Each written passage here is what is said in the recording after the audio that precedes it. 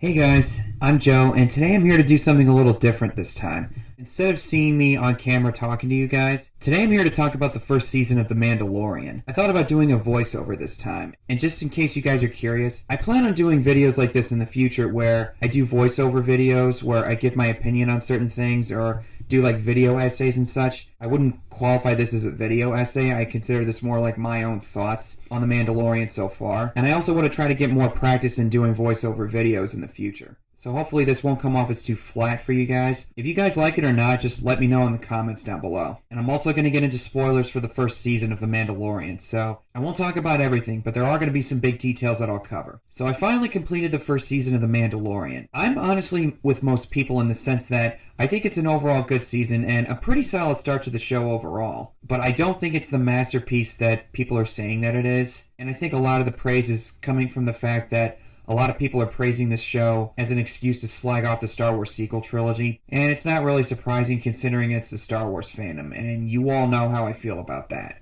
Anyway, our story is seen through the eyes of the Mandalorian, played by Pedro Pascal, a bounty hunter who's a man of few words going from planet to planet tracking down bounties and sticking to his creed, which is the belief system for the Mandalore warriors. And along the way, he's given a job to deliver an asset to a group of remnant Imperial forces, which the internet has now come to call Baby Yoda, and experiences a change of heart deciding to protect this kid while protecting him from other bounty hunters who are trying to cash in on the bounty. I feel like all the praise that I could say about this first season so far has mostly more than likely already been said, but I'm going to do it anyway. Like I said, this season I think is a pretty solid one overall, and I think Jon Favreau, being the creative mind for the show, was a really smart choice. I've heard him publicly say that he's a big fan of Star Wars ever since he was a little kid, and his inspiration for the show came from the cantina scene in A New Hope, where he wanted to expand on that aspect of the Star Wars universe, and I've always thought that idea was really interesting and probably more suitably appropriate for a television show. Not saying that it can't work in a feature film, but I would say that it's probably better suited for this type of medium. And the season is 8 episodes long, which, truth be told, I think is a really smart thing to do for television nowadays, instead of dragging it out into like 23 episodes. Not to say that it doesn't work, whereas shows like 24 have been able to pull that off, but I think this is probably the best way to go about it. It's condensed, and it keeps things to the point. Just like the HBO miniseries Band of Brothers. It doesn't waste any time explaining things that we don't necessarily need to know.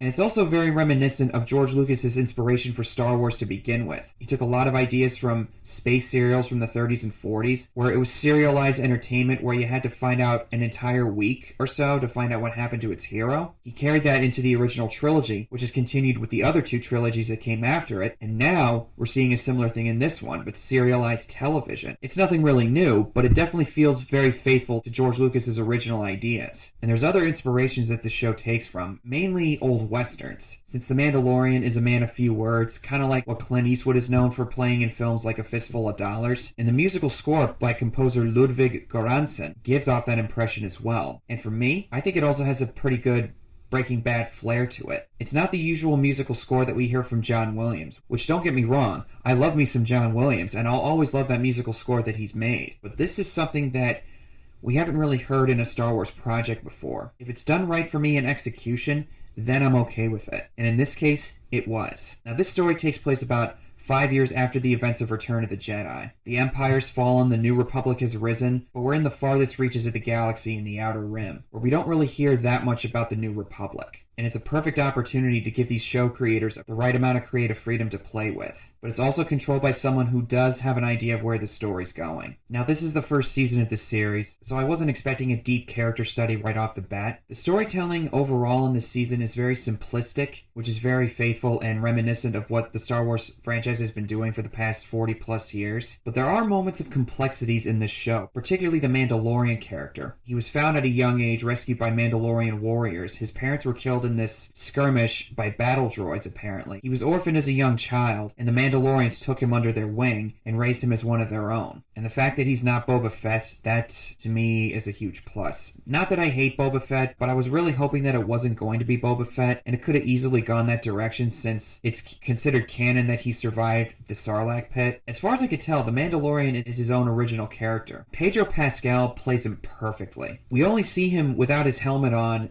once in this whole show. He takes his helmet off twice, but we only see him without his mask in the final episode when the droid IG-11 has to take it off in order to administer first aid. And I'm sure a lot of people have mentioned this, but the fact that he has to convey emotion through the mask, I would imagine that's a really hard thing to do. But the direction of those scenes, the writing and the camera movements and the acting all around, somehow they managed to make it work. And there's various other actors that show up, like Carl Weathers, or also known as Apollo Creed in the Rocky franchise, and he's a great addition to the show as well. Werner Herzog as the client or the Imperial officer that wants the child delivered to him. Nick Nolte shows up as the character Quail, a moisture farmer who helps the Mandalorian protect the child. Then you also have Gina Carano as a former rebel shock trooper, and Giancarlo Esposito as Moff Gideon. Seeing him threaten the main protagonist, it felt like I was watching the Star Wars version of Gustavo Fring, and I couldn't stop smiling. He absolutely nails this character. Also, from a production standpoint, this show looks incredible. I don't know if it's mostly practical effects or if it's a mixture between that and CGI, but either way, it still looks amazing, and the space scenes, while there's not a whole ton, it looks pretty solid even for a television show, particularly the puppetry of the child, or Baby Yoda as the internet has now come to call him. I know Baby Yoda is not his real name, but I'm just going to call him that anyway. He's obviously the same species as Yoda, but we don't know what the name of the species is, and we don't even know where this species comes from. But this kid is just adorable in all the right ways. And he also has Force abilities, which obviously raises the question, is the species of Yoda naturally gifted in the ways of the Force? I would imagine that we're going to get those answers in future seasons. My favorite episode would probably have to be the season finale, Chapter 8, Redemption. And my second favorite episode, even though I think it's probably the weakest, is Chapter 4, Sanctuary. So far, I don't think any of the episodes are bad, although I would say Chapter 4 is a bit weak, and it's directed by Bryce Dallas Howard, who is an actress that I actually quite like. And to my knowledge, this is her first time directing something of a television episode. And I think she did a fairly decent job, but it does come off to me as a bit of filler, and he also has to help this local population fight off this AT-ST walker, which I guess was controlled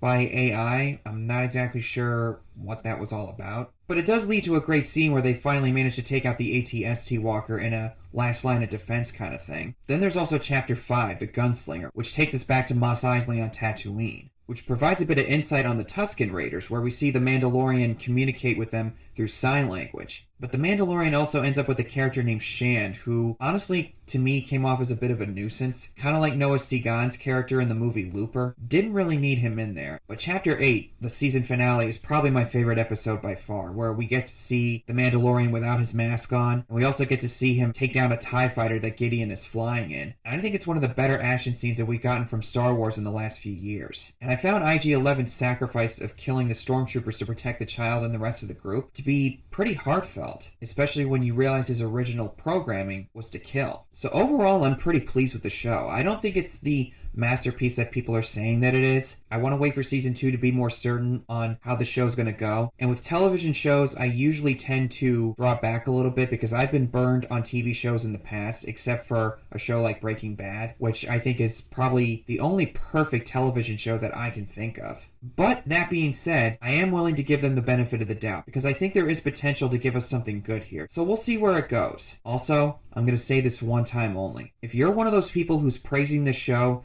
in an effort to slag off the Star Wars sequel trilogy, get a grip. All in all, so far I like what I'm seeing from The Mandalorian, and I am willing to give them a fair shot with season 2. Feel free to comment down below and tell me what your thoughts are on this first season, and I will see you all very soon. I have spoken.